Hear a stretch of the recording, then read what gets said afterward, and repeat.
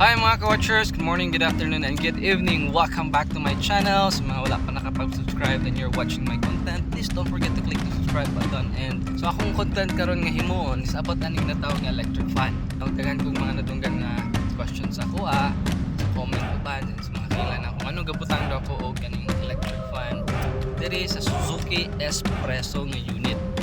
O nga kusog man siya og aircon, bugnaw naman, pero nganong magdugang pa. So kadi po na ako ang feedback. This is the reason nga nung nagdugang electric fan. Nakaset siya sa mode nga number 1. Tapos ang iyang bugnaw full nga blue. Na.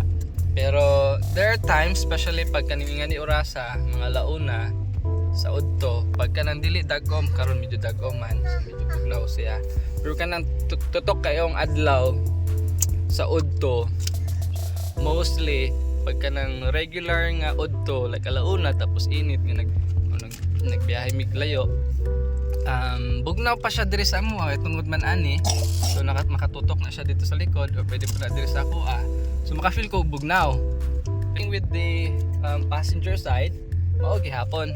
Pero kani ako na notice kay katong time nga ako ang nahimong passenger, nag-sit down ko sa likod, wala pa ng electric fan, yung number 1 lang. Wala gyud dili gyud ka abot ang bugnaw. Ma-feel nimo nga iga nga medyo init ana siya. So moy ako na experience tong akong nahimong passenger. Kay nga naman po nang mahimong disadvantage nga for example, sir, ganong dili na lang day number 2 nimo. For example, number 2 para bugnaw day maabot sa likod nagalong travel mo. So kani ang point, tungod kay gaapas ko sa kaning ginatawag nga fuel efficiency niya.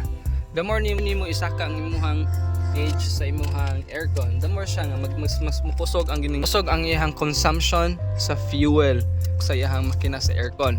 So pag number 3 nimo, mas mag-double time ang iyang power sa makina nga i-produce niya or ang katok maghatag og more energy.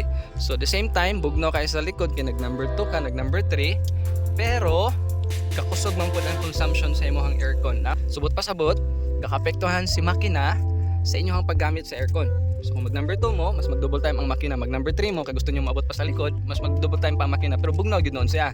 So mo nang naa sa electric fan, kay feel naman namo nga bugnaw mi sa tubangan, pero di lang gyud abot sa likod. So ang purpose ng electric fan para i-push niya, even karon bugnaw gani, para i-push niya ang hangin padulong sa likod.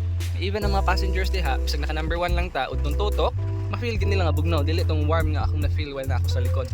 So that's the reason nga nung nagdugang ko og kaning electric fan. Number 1 lang, dili persado ang makina, pinaka number 1 mode raman siya, naka full ni, naka-on ang AC, naka-set diri ang kaning aircon, magtuyok sa sulod. So, for me, based akong experience, naa sa mga 19 to 23 kilometers per liter ang consumption sa ako ang unit. Kasi musaka pa sa 23. Galong travel mi maabot 26, 28 kilometers per liter. With this, and naka number 1 lang, maabot po sa likod ang bugnaw. So, mao lang to mga ka-watchers. Thank you so much for watching. And please, don't forget to click the subscribe button kung naamoy na tunan sa akong i-share. Mao lang to. Bye-bye!